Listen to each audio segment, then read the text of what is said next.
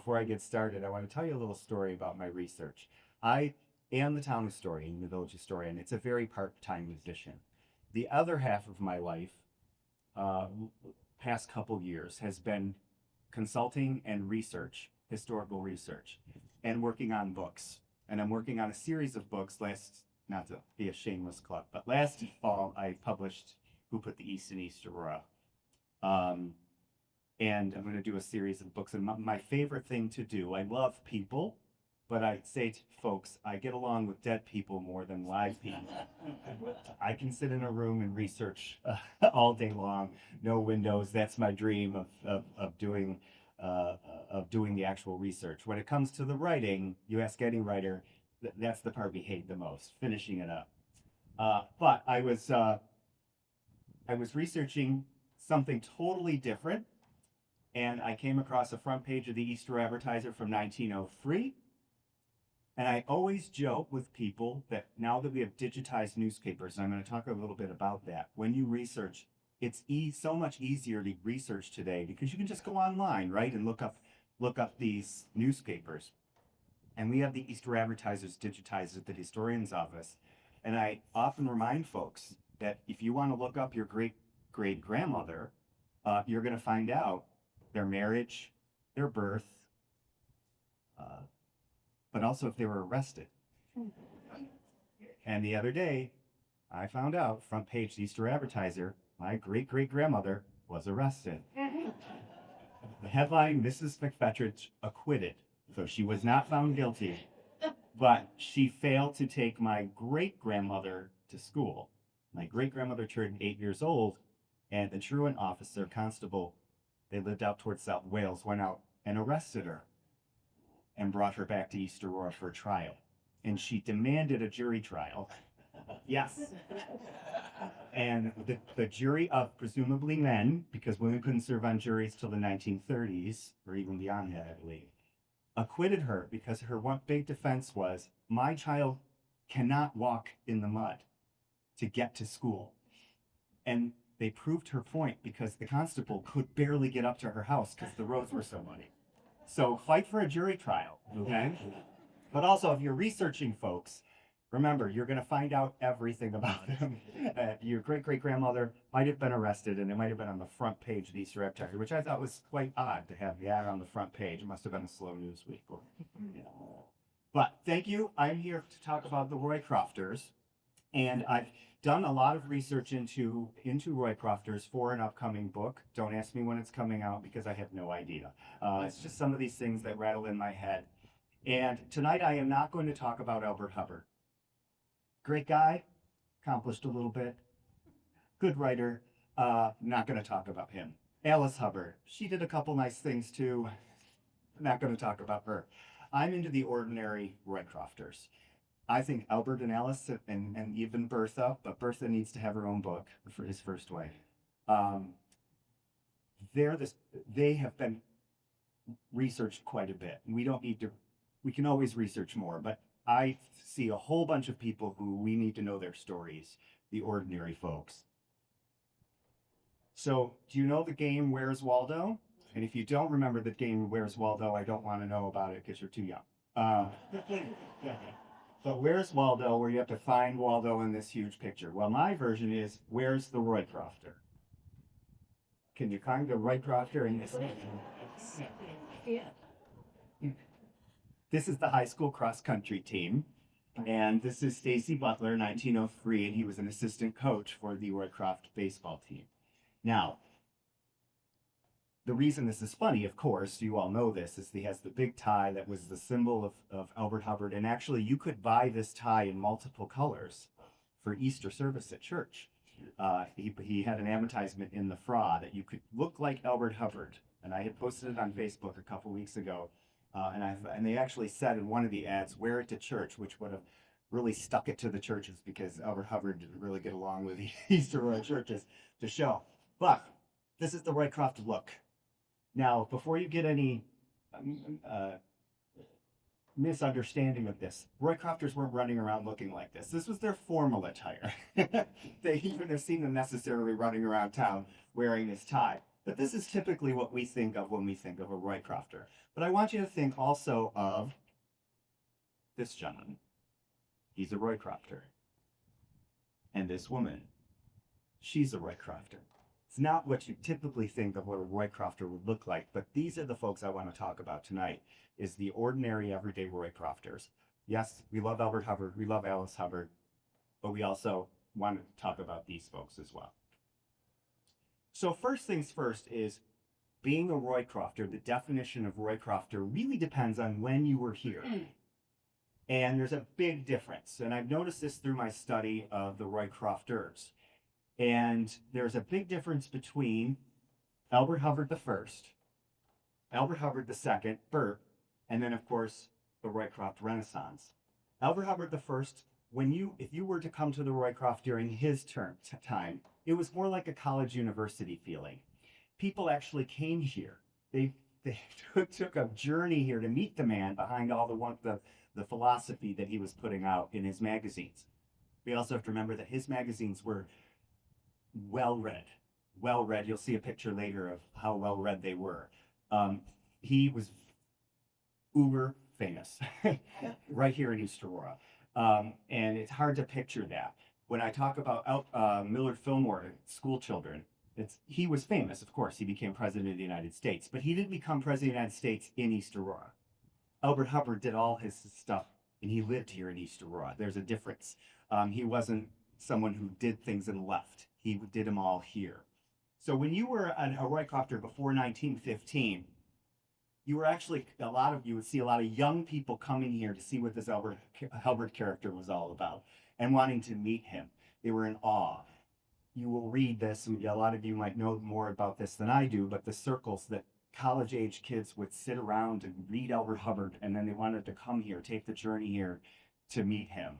And sometimes they had these ideas of grandeur in their head that were quickly, they were quickly disappointed when they got here. But Elbert Hubbard brought a lot of people here, and they would come by the train, and a lot of it was philosophical.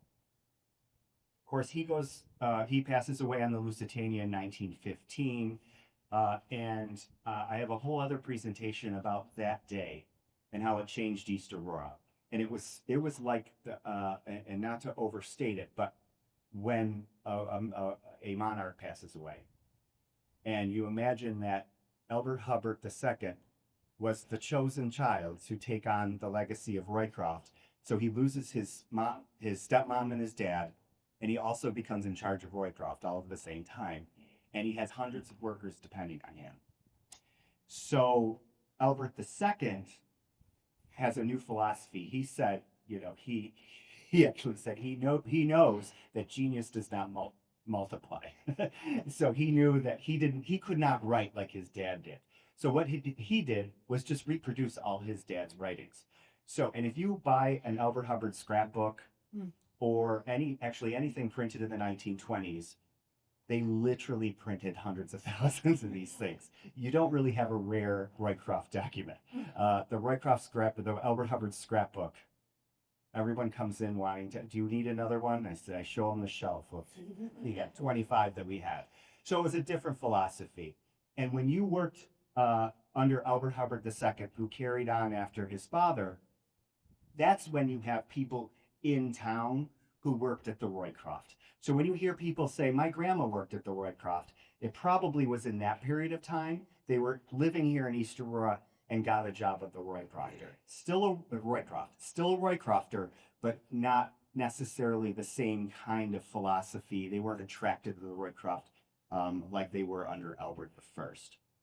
Then I like to call the third phase of Roycrofter, which I hope we're still in, is the Roycroft Renaissance, RR.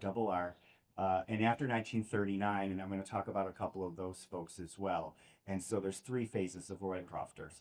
In my opinion, all Roycrofters just kind of came here under different circumstances and maybe a different perspective. Here are some of their stories. I'm going to start off with what I call the bigwigs, okay? Some of the heavy, and I'm not going to get to them all. There are so many. I've done this presentation before, and I actually did it at a retirement home, and one woman came up to me very upset that I missed somebody. There were hundreds of people. So these are just some examples. You probably know a lot of these folks, but I just want to remind you of the kind of folks that were here. Edward Felix Shea, my favorite Roycrofter. I feel like we would have been best friends if we were here at the same time because he was the editor. He was the editor of the Roycroft magazines for a while. He had a cool nickname, Felix, and looked kind of cool, and he was the editor of the magazines. And if I can recommend any book, my favorite book, not just because he's my favorite Roycrofter, is Elbert Hubbard of East Aurora by Felix Shea. If you want to know what it's like to live on the Roycroft campus during that period of time, read his book. He talks about the everyday things. He talks about the journeys during the winter down to the woods, down by the creek. He talks about the Roycroft Park that was on the Cazenovia Creek, the banks of Cazenovia Creek, which aren't the springs, it's not the amphitheater. There was another Roycroft Park down there. He just talks about all that sort of thing. The most fascinating part is he talks about when he arrived here. And he was brought here, similar to a lot of the other Roycrofters at the time. And my favorite part is when he first met Elbert Hubbard, didn't know it was Elbert Hubbard. And when he came onto the campus here thinking he was going to get a room at the inn. And they're like, oh, no. The Roycroft workers do not stay at the inn. They stay at the dormitory down on Prospect Avenue. And so you get the feeling of what it would be like to arrive here and to work with Elbert Hubbard. And so I highly recommend that book. Again, it's not hard to get. There are like a million copies of the book. And if you need help finding it. But I absolutely love the book.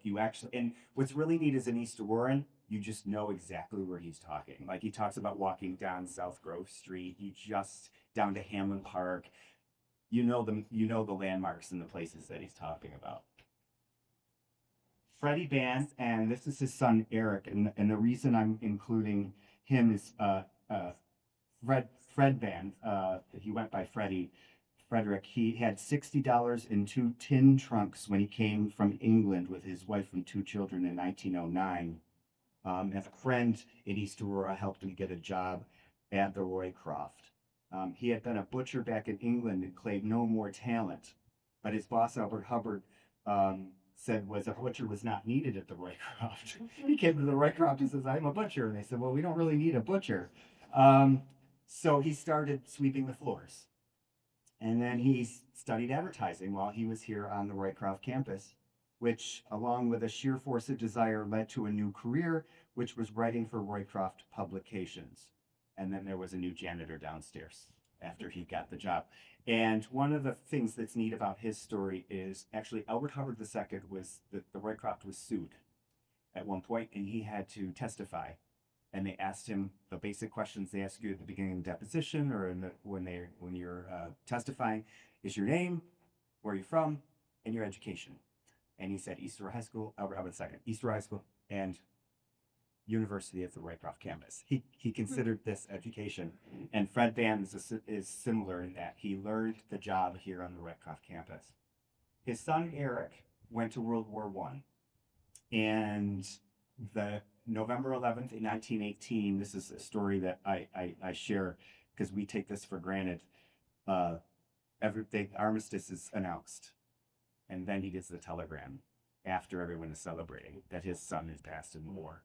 So we talk about Eric, his name is Frederick too, we call him Eric, just to differentiate the two of them. But this photo of them before he went off to war. So, when we think Roycrofter, sometimes we think romantically about life here, but they lived normal lives with all the ups and downs, and this was one of them. So he's one of our World War I casualties for East Aurora.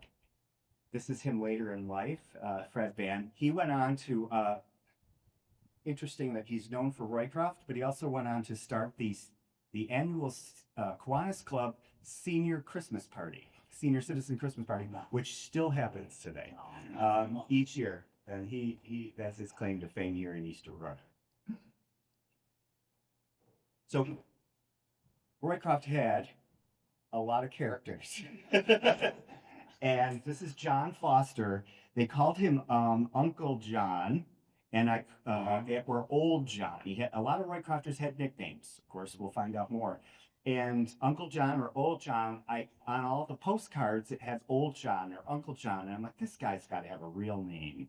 trying to find his obituary or more about him. I'm like, I can't just look up Uncle John. Well, I found John Foster. And so that was his name, John Foster.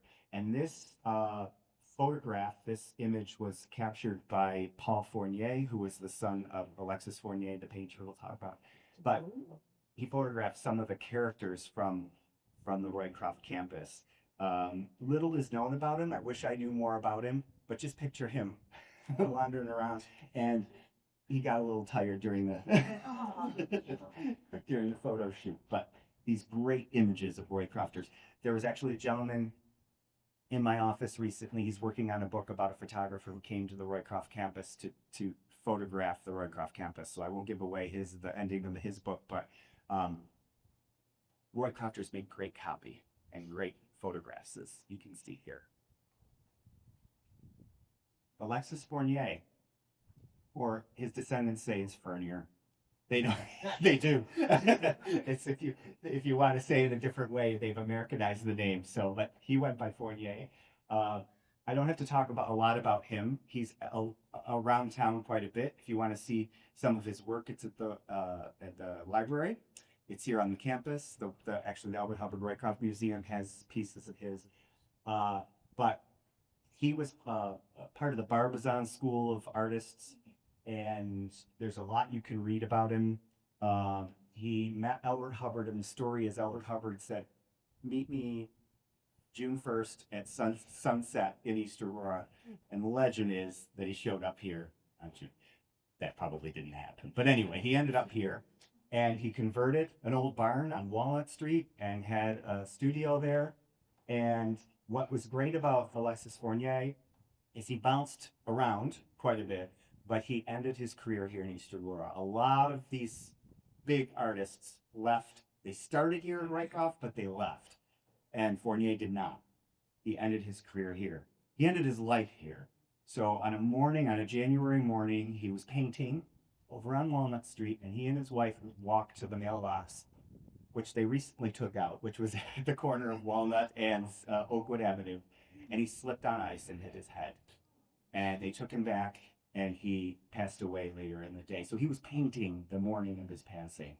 I did a whole column about him on the anniversary of his death, and then afterwards I kind of regretted it because I focused too much on the circumstances of his death when he lived this whole life. So I'm going to rework that for a future book.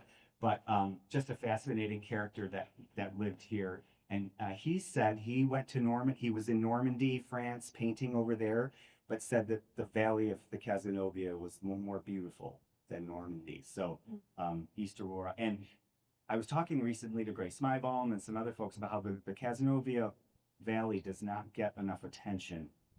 I went to Geneseo and always said the Genesee Valley, when we really should be talking about the Cazenovia Valley, because you have Birchfield who came down here and you heard about him a few months ago.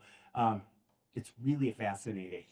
It does look a little different than it did back in his day, but they appreciated the beauty surrounding East Aurora, and I think that's what kept him here. This is my favorite portrait of him. We just had a recent donation of a lot of photographs to the historian's office, and there's a couple with him just in a backyard picnic of some random family in the neighborhood. Like they were living their lives in East Aurora.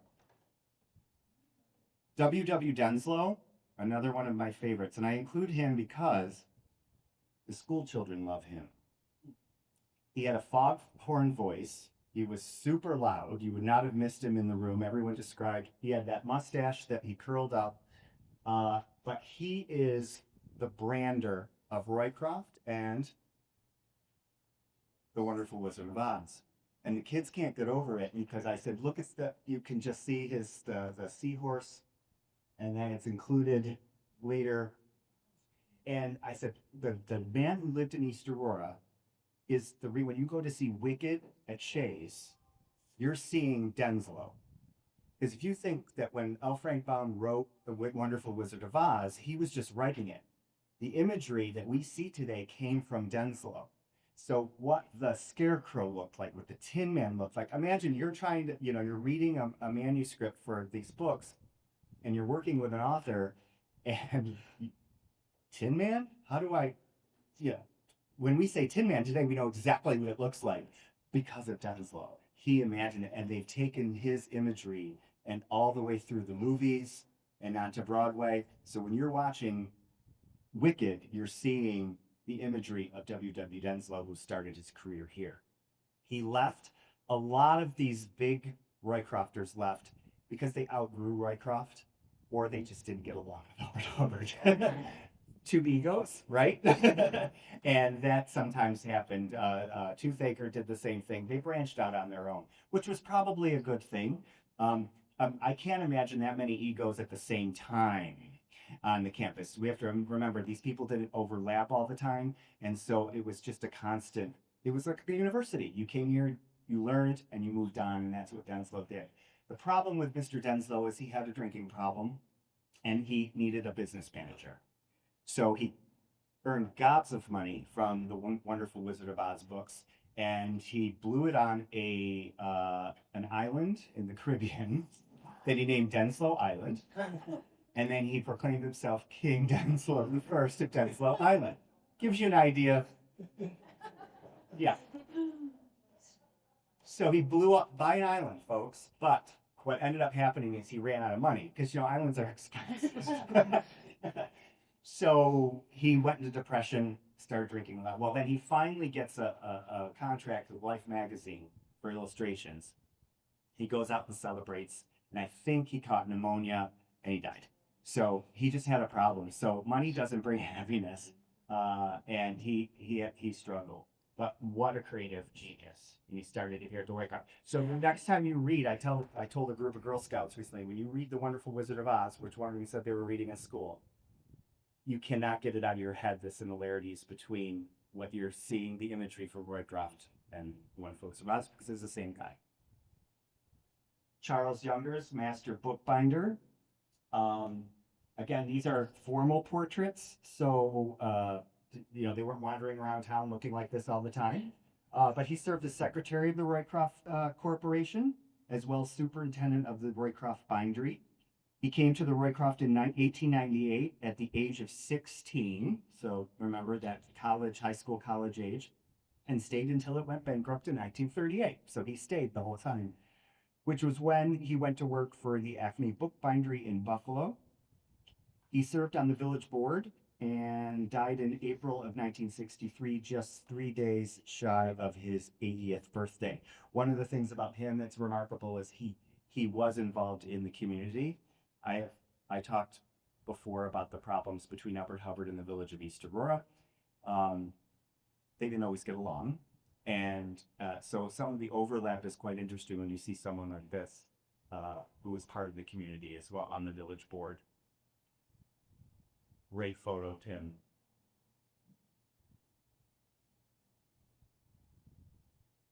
This is probably more what he dressed like during the day. This would have been obviously after his Roycroft time. I'm going to pronounce this properly. Emil Sahlin, just like our hockey player from Sweden. Give me 1 second here.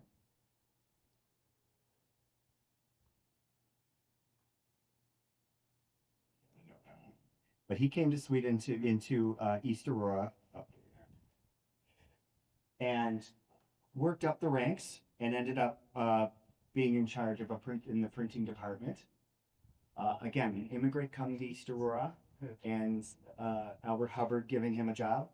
And this picture's from 1915, just to give you the idea of the time period, about the time it was switching from Elbert. And he learned the art of typography by working on Elbert Hubbard's books and essays. After following his typographer brother Axel to the Roycroft a year earlier, that happened quite a bit too. You follow your family members and your friends, and they would bring you here because he was giving you a job.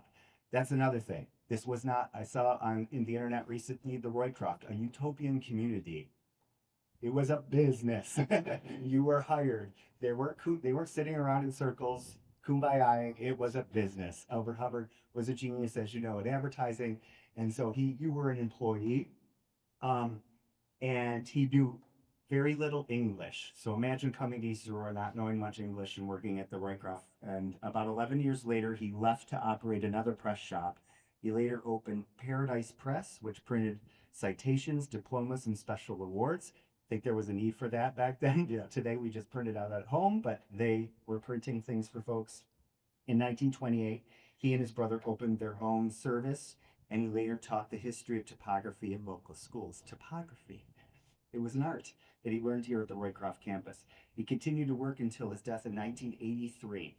83, think of that, someone in 1983 working on the Roycroft campus as Elbert Hubbard was switching from Albert to Albert II. His Swedish accent followed him throughout his life. He was an accomplished drummer and played in the Roycroft band. He led his own dance band during the 1920s and performed at Shea's Buffalo Theater during the heyday of vaudeville. To keep in physical shape, he continued ice skating well into his 60s. So just from that picture, you think, oh, he's a topographer, a printer, but he also was a drummer and ice skater. One of my favorite stories from East Aurora is Seaman Hood and Maury. How many remember Seaman Hood and Maury? Yes, awesome. Okay. I do not. Three women, Seaman Hood and Maury. Beulah Hood's at the bottom. She has a fascinating story. Aileen Seaman, who you see on the far left, with Alice Hubbard, Elbert Hubbard, and I do remember that gentleman's name, but not off the top of my head. And Elbert with his shoestring around his head to hold his hair back. But these three women started a variety store on Main Street called Seaman Hood Maury. They actually bought what was called the Variety Store. And Elbert Hubbard, no doubt, we have their corporation papers in the archives at the town, but not the early days. So they bought a store, these three women, and Elbert Hubbard, no doubt, through his bank, funded their effort because women could not get a loan till the 1970s on their own. And their paperwork has them being president, treasurer of this corporation called the Variety Store, and then they formed the corporation Seaman Hood and Maury. They were so well respected with their store that they were on covers of trade magazines. This is how you do a department store. And in 1917, a year after they bought it burned to the ground and they rebuilt it. Then they expanded it. And Beulah Hood was a suffragist from East Aurora, and we always think of Alice Hubbard, right? We have a plaque to her, but there were all these women in East Aurora who led the effort to sending postcards, planning meetings, and Beulah Hood was one of them. And she went, we had always thought she went to that famous suffrage parade in in Washington, D.C. in March of 1913. Well, the Historical Society went to go erect the plaque on Oakwood Avenue. And the Pomeroy Foundation said, well, you have no proof that Alice Hubbard, because it's for Alice Hubbard, went to this suffrage parade. So talk about digital newspapers. I was able to find this little blurb in the advertiser that you never would have found because you through microfilm. So you're able to find this that said, Mrs. Elbert Hubbard and Miss Beulah Hood were in Washington the first of the week to attend the inauguration. While there, they took part in the suffrage parade. So we know. So she went with Alice Hubbard to Washington to fight for women's suffrage. Beulah Hood. So, so they expanded. Gosh,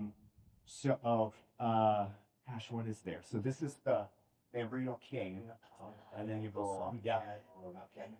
Okay. Oh, the leveled up. Sorry, leveled up. Yeah, along here. If you look at the top of the building, you'll see an R because Mr. Riley owned the Buckville and they put their initials on it. But that building is still there. This is actually, I forgot the old photo of it, but this is after they did a renovation and they covered up the wonderful architecture. But then they took it all down, and now you can see the original building. And then they expanded. Actually, I don't think I think Lambrino's the next one over because they expanded later. So Seaman Hood Maury actually sold out to what became the Sample, and the Sample went in there, and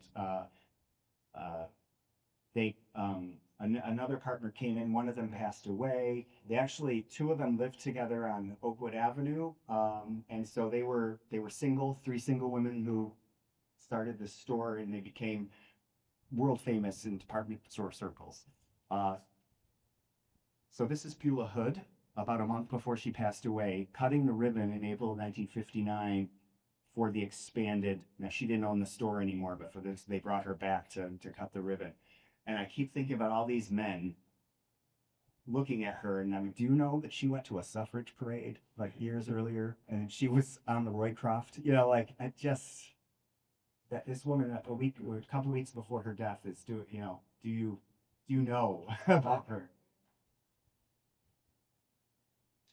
I'm just gonna mention some names here, some artists that you might recognize who came and were very popular around the campus.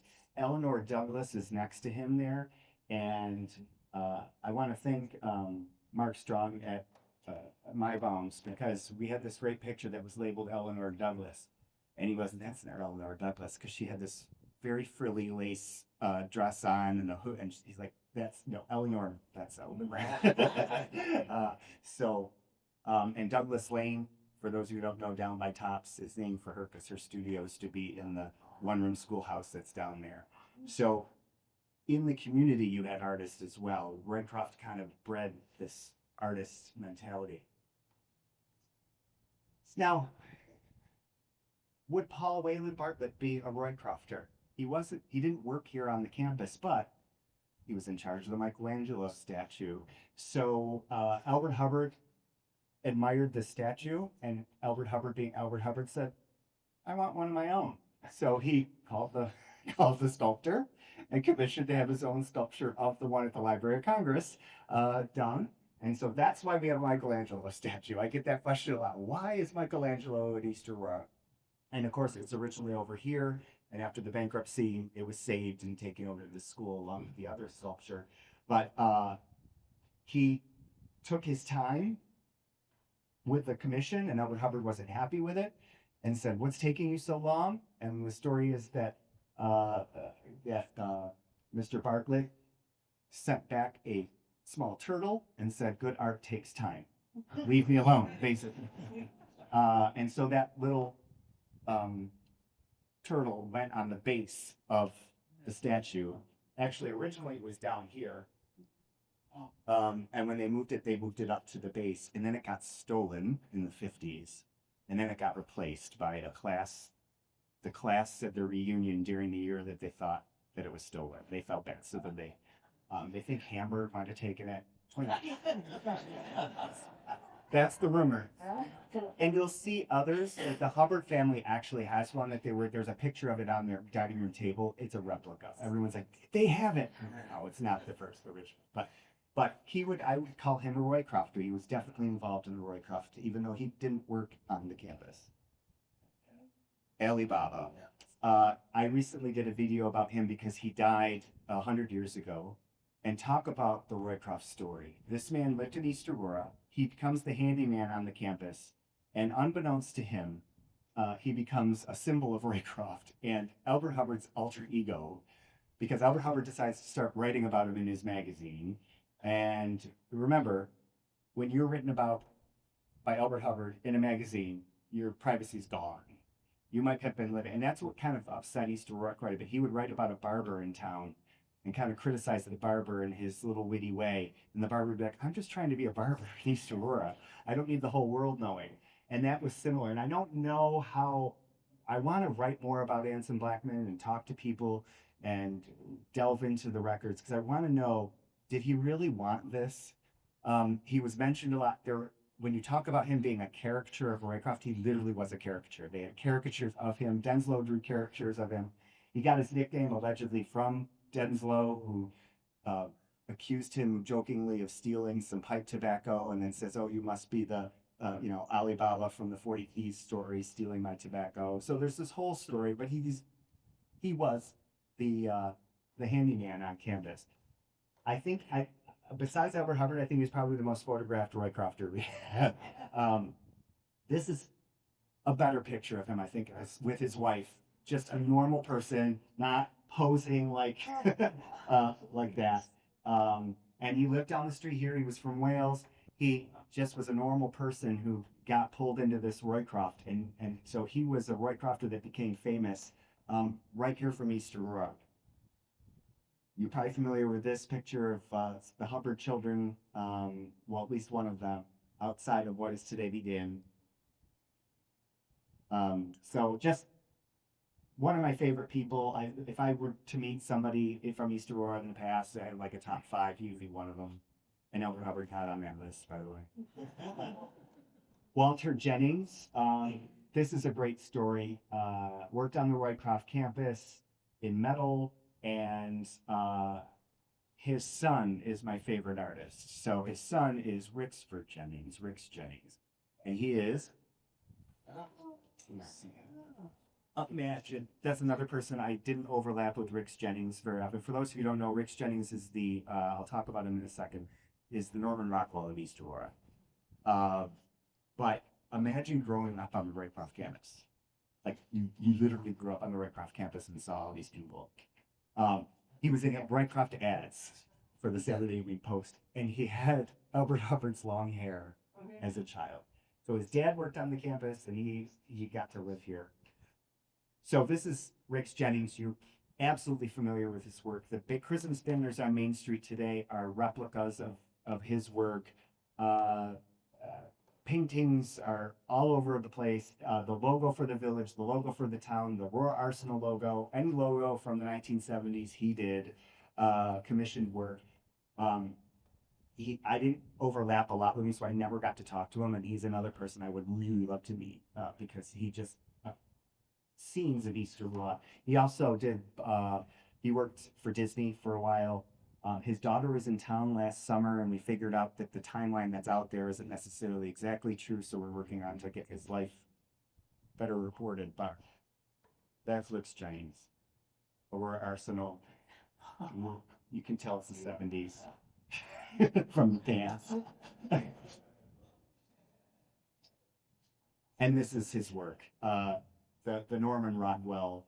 I'll tell you that one of the best days of my life is when we got 2 paintings of his at an auction, and I was like, Carolcade. I'm thrilled at having Carolcade. But this is what his work looked like.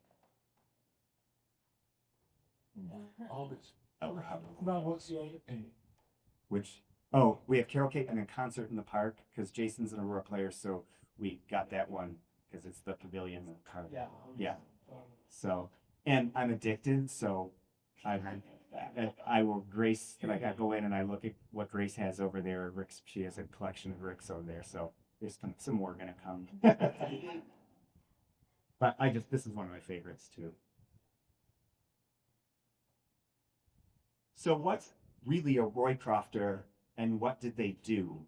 So I talked about what you might think is a Roycrofter, the artists, but we can't forget that this was a business, and it was at one point the largest employer at East Aurora.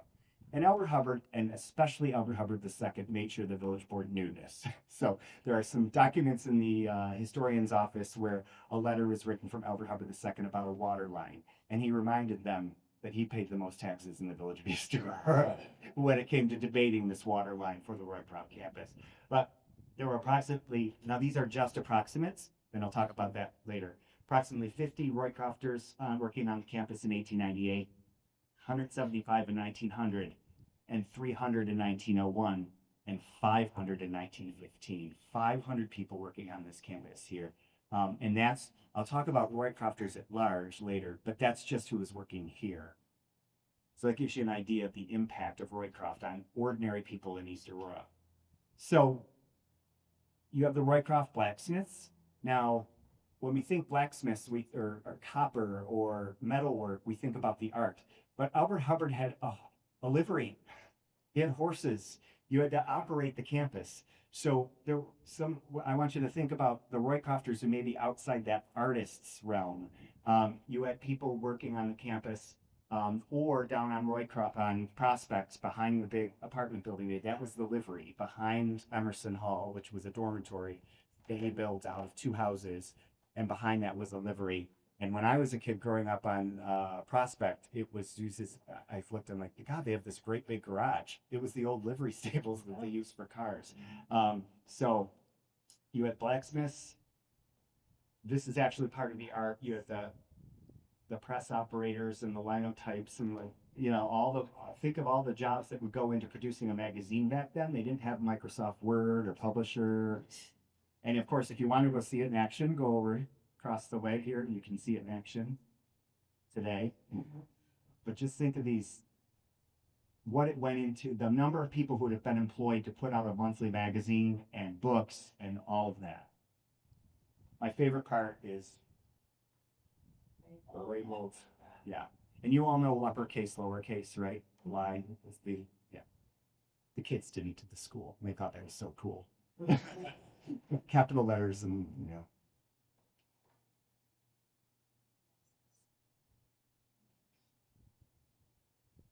book binding. So obviously you had to have people binding the books by hand. Okay, that was part of the deal.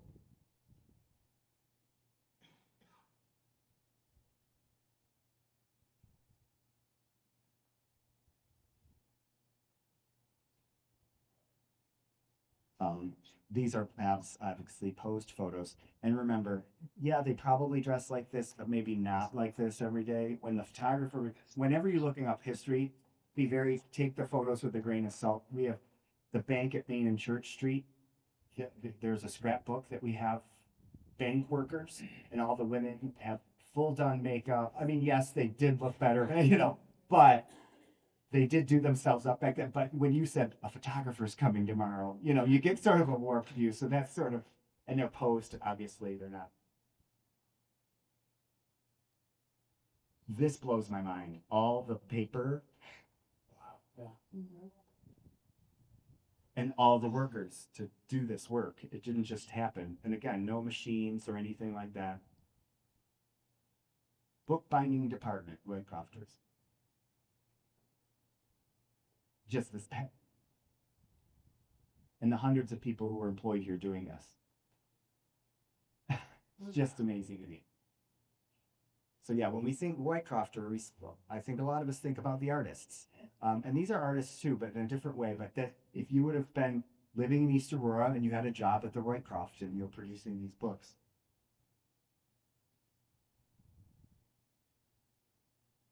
I think the woman on the right is Elta Fatty, Ulrich II's wife.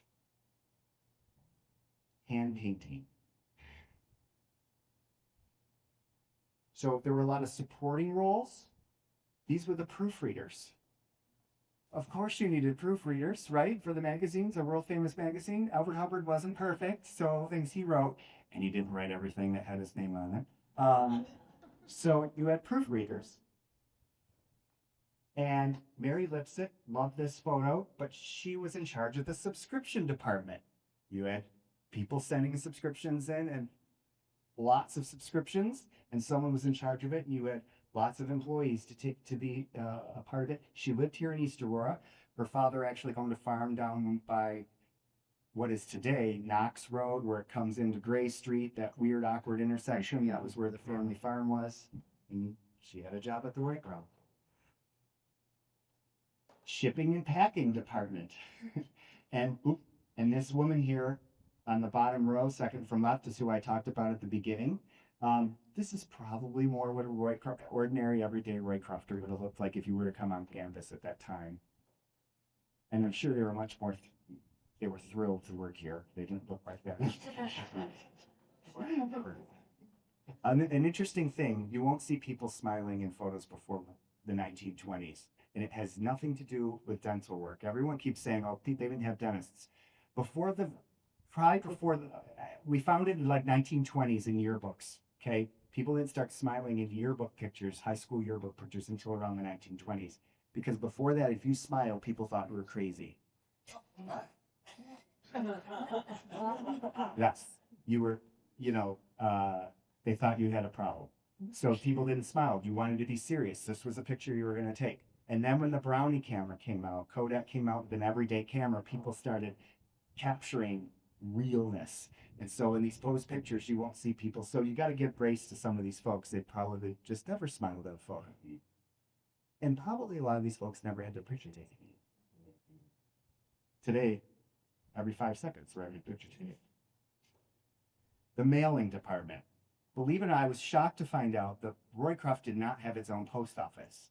It did have its own mail room, but it didn't have its own post office. So all of this mail went to the Willick post office, which is where CJ's barbershop is today. And they process all this mail, incoming and outcoming, from this tiny post office.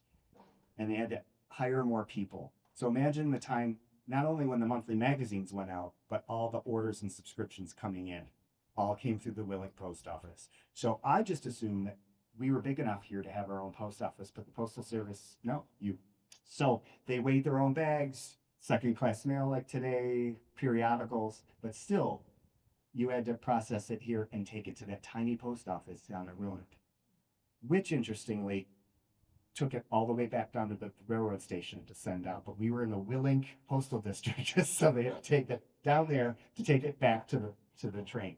And we'll do more research on that because I find that very inefficient, but probably more efficient than the mail is today. So the mailing department, remember, people had to be in charge of addressing everything, making sure everything was going out to the right place. One of my favorite photos, this is just one delivery to the Welling post office in the early days. And this is right back here behind this building. Mm-hmm. Roycroft had its own bank. And by bank, I mean Elbert Hubbard's investment firm. So when you deposited money in Elbert Hubbard's bank, you were investing in Roycroft, and you got a return on that investment. This was before the crash of '29 and all the new regulations. So if you just met some standards, you could be a banker. And actually, the bank was technically not called the Roycroft Bank. It was called Elbert Hubbard, Banker. And when he died on the Lusitania, there was a panic. There was a run on the Roycroft Bank. And Albert II had to say, whoa, whoa, whoa. So imagine you're going through everything else you're going through, and you have to put out a notice in the Easter Advertiser and everywhere else that he did. He says, I'm closing the bank. Come get your money, and we're going to start over. And that's what he did. So by Roycroft Bank, you were investing in Roycroft, and Elbert Hubbard used it as so you were a stockholder in the Roycroft, which worked. But you needed people to work at the bank, and the bank moved around, guys. So it's downstairs here. It was over at the copper shop for a while. There's actually a vault in the basement of this building. So I'm researching these people. Oftentimes I'll see an old picture and someone just kind of stands out. I don't know if that happens to you. Mm-hmm. And I just want to know more, so I go investigate them. And I want to know with the young man in the back, like, you're working at the bank at the Roycroft. Like, where did you end up? Where did you go after that? But these were the bankers and the people who worked, the young people who worked at the bank at the Roycroft. And it was one of the few places that had a phone that they constantly put in the picture because, we have a phone. It was a big deal. The powerhouse, you had to have people running the powerhouse to power the whole rest of the campus. Custodians. There's just all sorts of support roles on the campus, and they're Roycrofters just as much as the artists. Accounting department, which was here. And Cecilia Quirk was one of the accounting staff. She looks like an accountant to me. Again, she lived in town, her family lived in town, and she had a job at the Roycroft. Young men who worked on the campus. These pictures are more like what you would, than are Roycrofters. Some of them are dressed fancier than others, but this would be Roycrofters. And Elbert Hubbard split women and men. You rarely have pictures of men and women together in a picture. And we don't have names. A lot of photographs. So we have a gentleman who's coming in who's working on that book, and he was trying to take group shots and match them up with pictures that we had names of. We just don't have the names of all these folks, but we have the photos. So we're working on that, and I know the campus is working on it with the photos they have. It's just, but look at these people. It's just working on the campus. Group of Roycrofters. That's all that, but this is one of the few that we have the names of. So the Bufflins is a name, and what I love is Arpad Rado. So I'm assuming that might be an immigrant, a violinist on the back of the picture. Go home and write on the back of all your pictures, guys. Really, all your family photos. The Bufflins, a local family, Roycroft workers, 1904. So just because someone took the time to write on the back, you know who these gentlemen are. And they're Roycroft workers, because you would not know they were working at the Roycroft necessarily if you didn't know better. Group of Roycrofters here. So let's go through. Elbert Hubbard had a Roycroft School of Life for boys. Every summer he'd have a school. It actually was met on they dormed on Prospect Avenue in the big Emerson Hall building, and they went through life skills here on the campus. So they would be Roycrofters, I would say, spending time on the Roycroft campus. Just a wild mix of people on campus, especially at Albert's time. Someone asked me, what would it have been like? I said, well, do you know what you were like in college? Seriously, first job. The farm up on the hill, up off Maple Road. Roycroft had its farm. You had people working on the farm. So all these people that can support roles of the Roycroft. This is more of a bigwig photo because Colonel Roman was in town. Roman was in town, and you have Albert II, all the Hubbards, Albert Hubbard, Fournier up there. So these were the higher end Roycrofters who put their ties on, as you can see. The Roycroft had its own band, as you know. It had multiple bands. Merritt Kaiser, this is a great story. So he was the bandmaster of the Roycroft band, but he also was the manager of the Aurora Theater. So Easter Rowan and Roycrofter. The Roycrofters had a German band, and they made sure to tell everyone we were neutral. Because at the exact same time, the East Aurora School Board, and I outline it, not to plug in my book, banned the study of German in all German culture during World War I. Now, my opinion is, wouldn't you want your kids to know the language of the enemy? They weren't really thinking it out, but a lot of school districts across the country were banning German, and we often think these things happen elsewhere, but it was happening here. And at the same time, we have a German band and a pretty big German-American population in towns.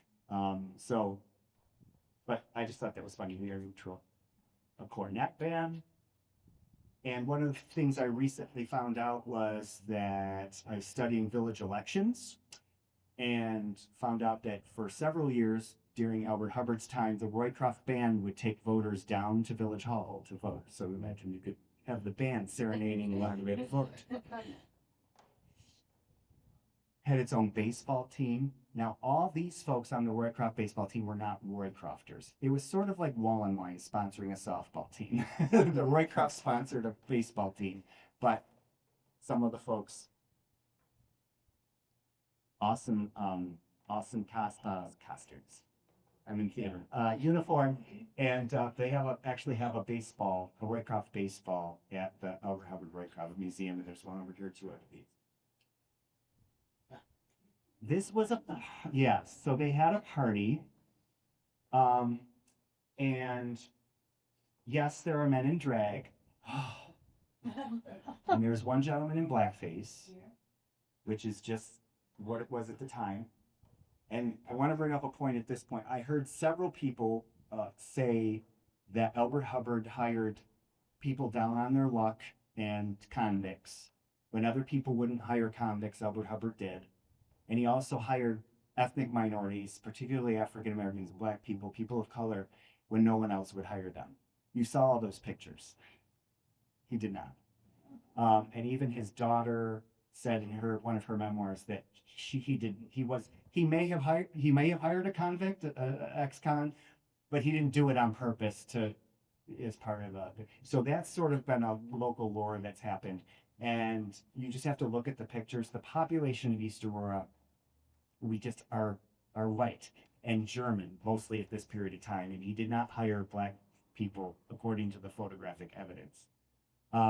We had a couple Black people living in East Aurora, and actually I outlined the first Black graduate of East Aurora High School. And when I first saw her photo, I thought, oh, maybe her dad worked at the Roycroft, because that was in my head, that old story. Turned out her father was a horse trainer at probably the Hamlin farm. So that's where her dad worked. They weren't hired on the Roycroft campus. But this was one of the Halloween, I think this was the Halloween party, and, men dressing in drag. Oh no, even back then. The Roycroft picnics, that's what this would be like. We came across these photos. We have a collection of the Roycroft picnics. First annual, I don't know if there was a second annual, but the first annual was this. But again, it was a business. You had the company picnic. Look how efficient that line is. Other photos of Roycrofters. So that's what it was like to bet on the Roycroft campus, and I hope I've, kind of taken some of the romance out of it. It was a job. It was great, but it was a job, and that utopian idea wasn't necessarily true. So now I want to get into that third phase of Roycroft, the Roycroft Renaissance. Now, as you know, 1938-39, the Roycroft went bankrupt after the crash and the Great Depression. The crash. Roycroft went bankrupt. And in the 1960s and 70s, there were a group of folks who kept Roycroft alive. And I call this period a time when there were a few people who cared about Roycroft when other people didn't.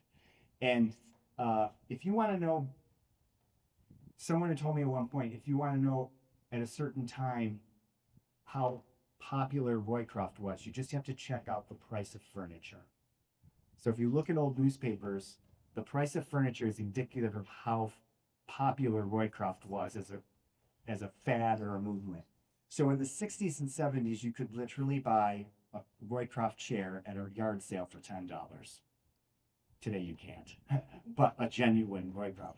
But that period of time after the Roycroft went bankrupt, there wasn't anybody talking about Roycroft.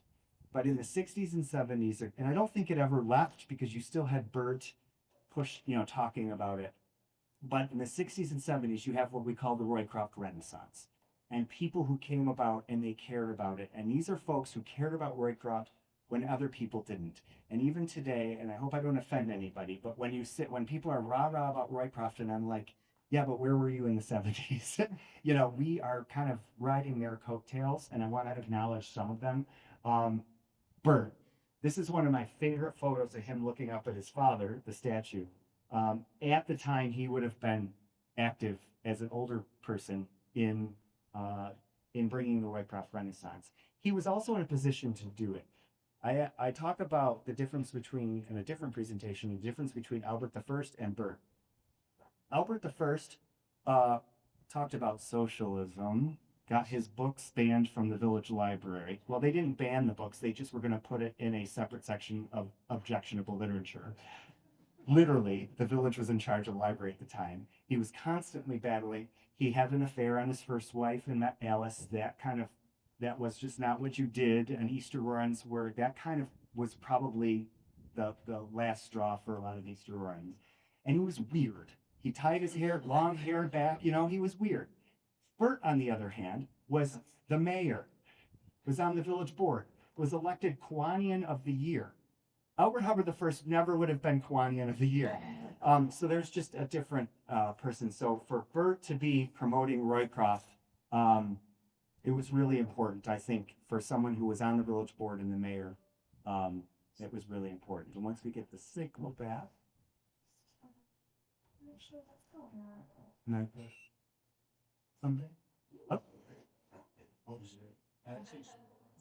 so this is Albert riding his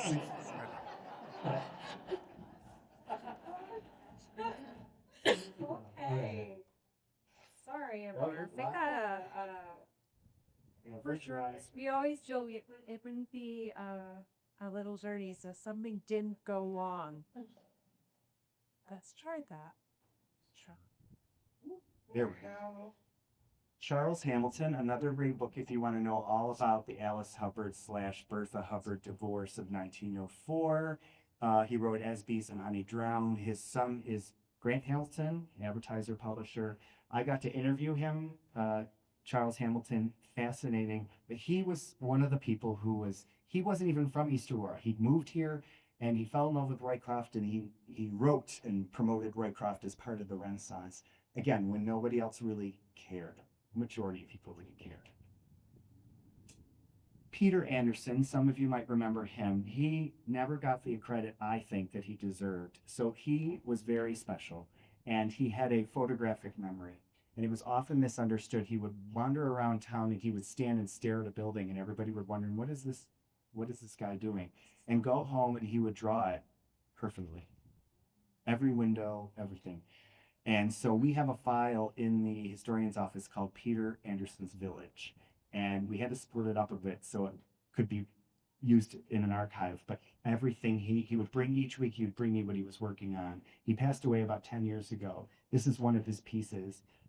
But the reason I have it in here is when we went for the campus's national landmark today, but it had to be National Register before that.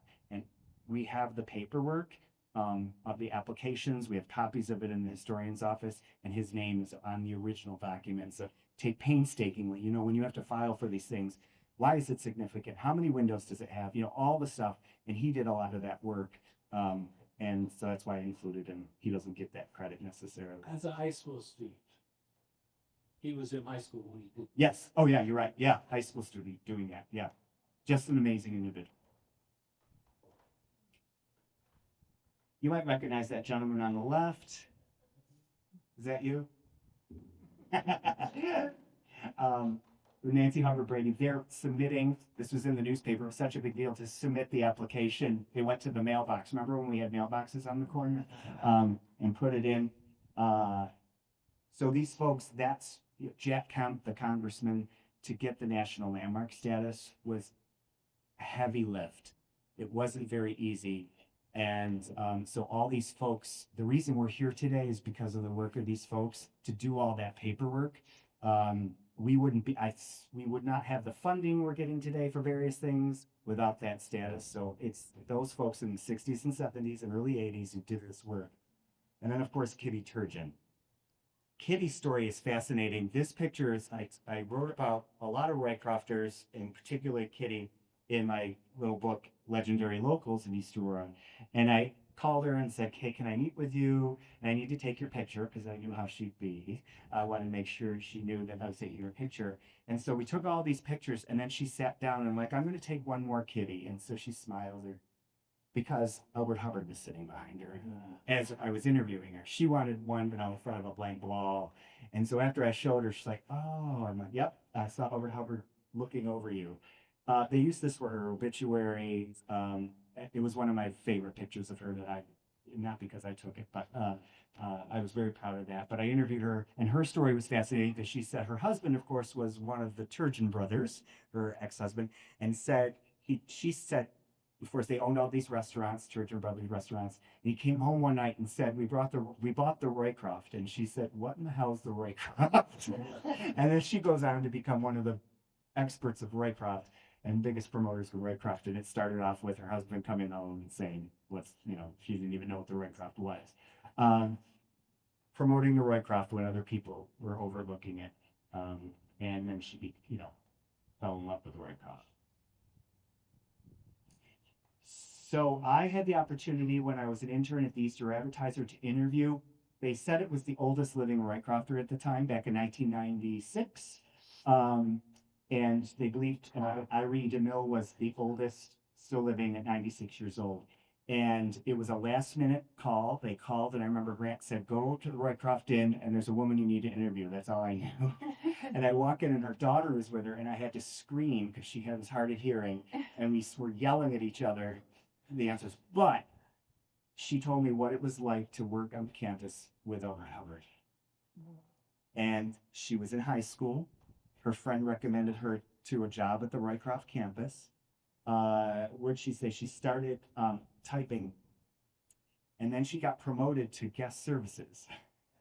And she got to take everyone around, including famous people, around the Roycroft campus. And she told me about Elbert Hubbard, and I was just amazed that, so in 1996, she's 96, so she was working there just as Elbert Hubbard, was leaving in 1915. So I got a chance to interview her. She said, Elbert Hubbard was wonderful, especially to children. He talked to everyone. He was a good talker. And she particularly remembered the shoestring around his head, all this hippie hair does. One of the questions I get often is, do you have a list of Roycrofters? No. There is no payroll record. People are, where are the payroll records for the Roycroft? We just don't know. So we have to sort of fill in the blanks through photographs and family stories, but also there are a couple things. Head, Heart, and Hand. This is a great, great book. Get your, do you have this at the shop? We used to. Okay. Yeah, she did. It's great. It's a great book. But in the back of it is a list of known Roycrofters. Obviously not a complete list, but if you're looking for a family member, we have it in the historian's office. I think they have a copy at the library, but I don't like how it's presented because it says roster of Roycrofters, and someone one time says, my mom's name's not on there, and I know she weren't there. It's not a complete list. So that's one place. Another great thing is the phone book. So the 1920s phone books in particularly, they put in the husband's name, the wife's name, the children's name, and their occupations and where they worked. So you know where they lived and where they worked. So in the phone books in the 1920s, it said you worked at the Roycroft. So Mike Kelly, who used to volunteer in the office and had these cartoons for the Easter Advertiser, was a glutton for punishment. And he went through the 1927 yearbook, I believe it was, or telephone book, and he plotted out all the addresses. He looked up everything listed, every person listed as a Roycrofter, and he plotted it out on the map. So this gives you an idea of where the Roycrofters were living at the time, or at least those who were in the phone book. So this gives you an idea that they were from all around. And of course, this is the period of time I said under Elbert II, where the employees came from the village, and it was a place to work. So in conclusion, I want you to leave you with this. This is what we think of as a Roycrofter, but I want to leave you with thinking of this is a Roycrofter, this gentleman and this woman is a Roycrofter.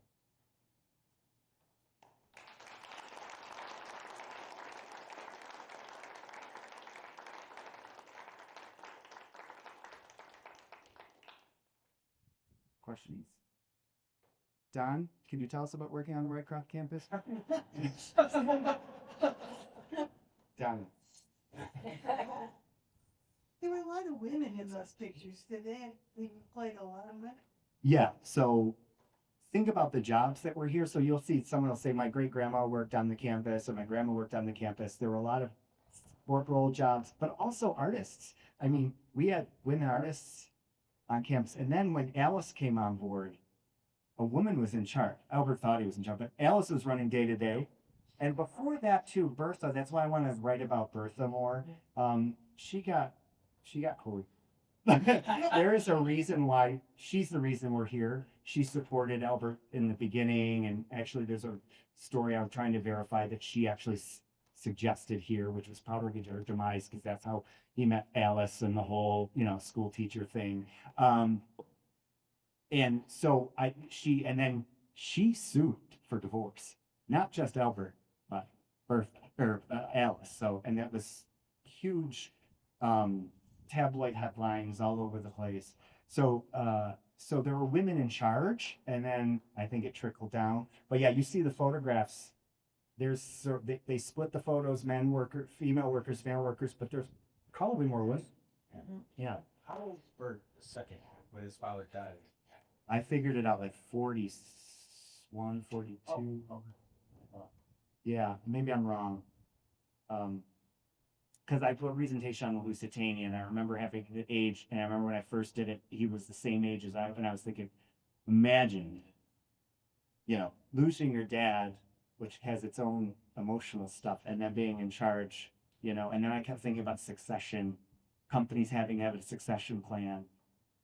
And Elbert sort of did it okay, you know, by saying, Bert will be in charge if anything happens. And then leaves.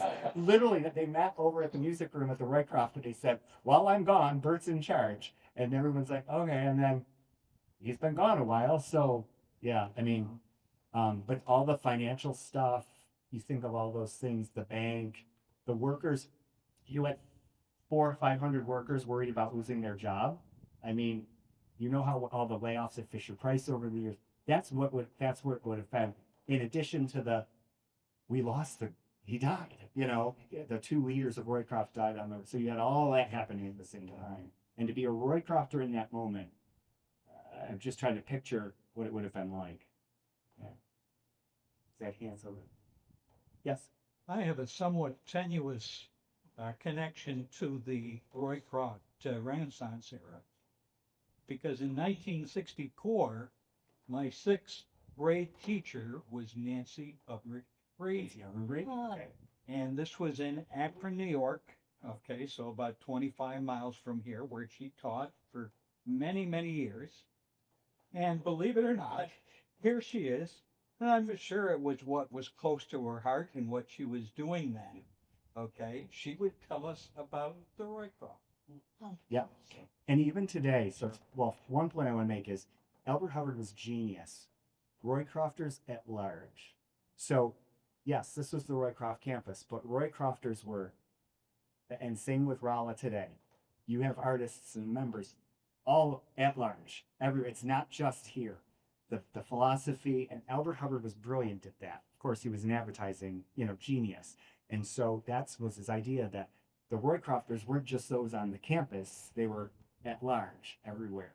And it's funny because I was up at the West Falls Park, and each summer they asked me to do a history program for the children in the park.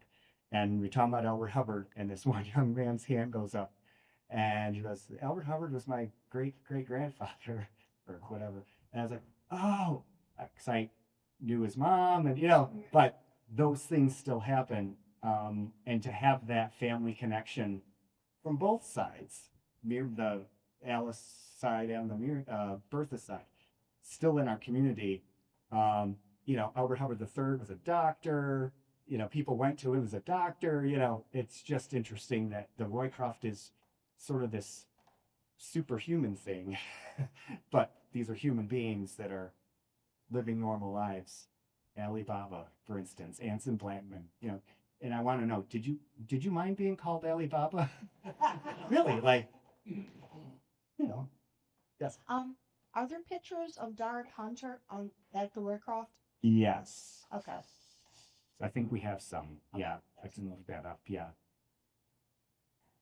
Yeah, and again, some of the pictures are like the ones of Alex Fournier. I was just amazed that it was a family on Walnut Street, and he's in the pictures in the backyard at a picnic. You know, he wasn't there as a Roycrofter. He was there as their neighbor, you know. And I'm like, that's Fournier. And he wasn't doing that pose like he was doing, you know, he was just a normal human being. And a world famous, like Birchfield's the same way. When we heard about Birchfield, you know, he just was the guy next door, but famous, you know. It's just interesting. It was. Yeah. We didn't have the internet. Right. A little slower, you know, thing. Yeah. Well, thank you so much. Thank you.